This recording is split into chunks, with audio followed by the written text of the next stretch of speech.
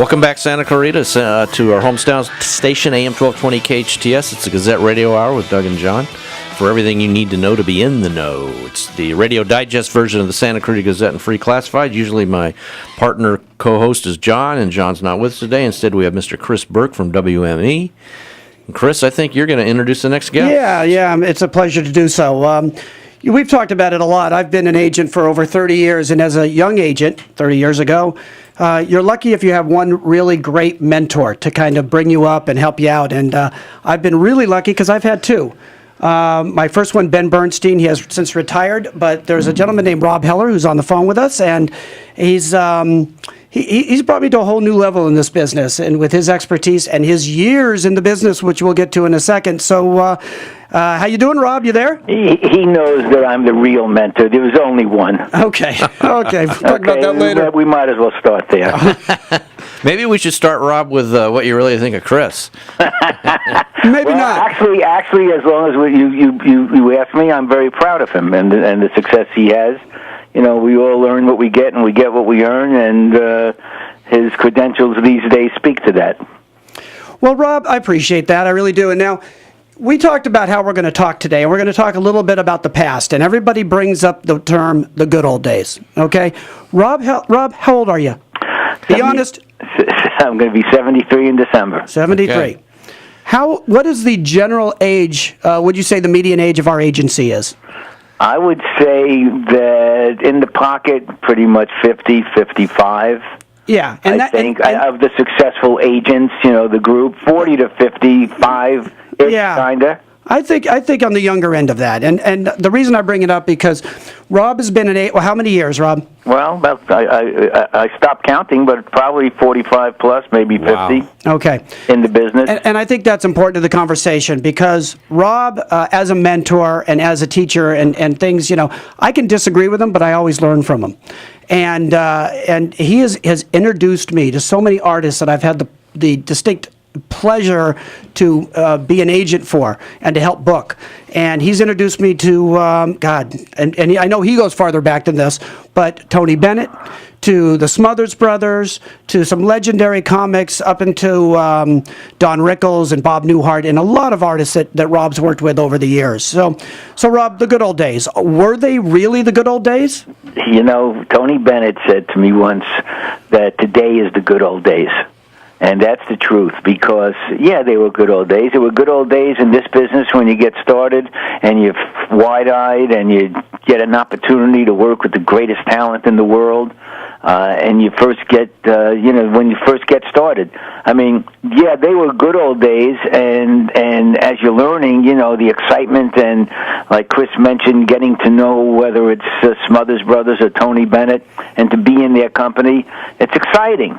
And one element that always goes along with it from the good old days, from the beginning to this moment today, is the appreciation that we have for being in the position to have those relationships and to share those feelings. So there's a sameness in that regard, but the good old days we all go back to, when we first got started. For me in New York, Alan Freed, rock and roll shows, moved out here after a while, early Vegas, Louis Prima, just like I was lucky to be at Ebbets Field with the Dodgers, I was lucky to see Louis Prima in the lounge.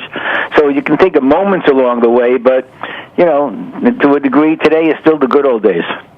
Well, Rob actually does his job like it is the good old days. And the respect that Rob gets amongst the 20, 30, 40-year-olds in the office that are, they're in the middle or they're starting their career and working with brand new rock and roll acts on the cusp of hitting it big.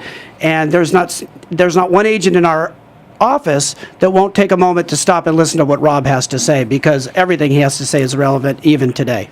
I appreciate that.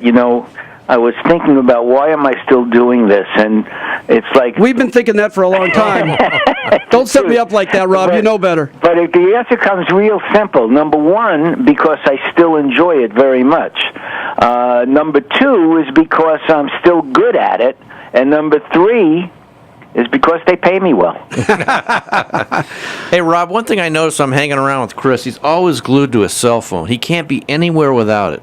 But when you guys, and I'm sure when he's in the office, it's his computer. But when you started off all those many years ago, what did you have to have a bunch of quarters in your pocket for payphones? Ain't that the truth? What did you guys have to? How'd you communicate back then? That, I feel young enough, but I'm going to say this.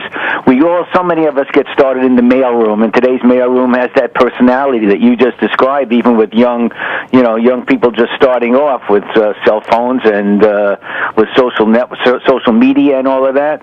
And I remember the actual Mimeo machine, and I remember getting bulletins on teletype from the West Coast office, when I was in the mailroom. Now, true, I was getting started in the business then, but I remember it, and we all evolve, We all evolve, and took me a while to say, okay, I guess I need to learn how to do this email stuff, because if I don't, I'm not going to be in the game. So I'm still not as sophisticated as I should be, but it is quite a bit different, and you just look over your shoulder from 10 years ago, all of us, to what we have today at our fingertips and tools and the way we work. And can you imagine what it's going to be 10, 15, 20 years from now? So, Rob, just stay back in the good old days for one moment. What was your first signing? You couldn't wait to get back to the office, or you couldn't wait to call your boss and say, we just signed. Well, there's the one thing that really stands out for me is when Chris and I first started working together. I had been in the business from William Morris in New York in the mailroom. I came out here, worked as an agent for 10 years, had my own business for about 10 years, and ended up at about 30 years ago at an agency called Triad. And it wasn't just who I worked with. It was at that point my career really took off, and the first signing at the time was the Smothers Brothers, whose original success was in the 60s, but there was a resurgence for them because there was a writer's strike in the 80s, and all of a sudden they became relevant again because we were able to make a TV deal for them. So they were the first real act that I got involved with, and at the same time, I was with this new office, and I said to my bosses, Smokey Robinson is a new client. Let me handle him. And here we are 30-some-odd years later, and he's still a client, as was Tony Bennett when he came in at that time, and I was fortunate enough in the growing years, in the last 20 years for Tony Bennett, to be involved primarily as his number one agent during a lot of that success. Hey, Rob, we're up against a break. Can you hang on over the break for us so we can ask you some more questions? Absolutely. All right, thank you. Thank All right, you. everybody, we're listening to Santa Clarita's hometown station, AM 1220 KHTS. It's the Gazette Radio Hour. We'll be right back.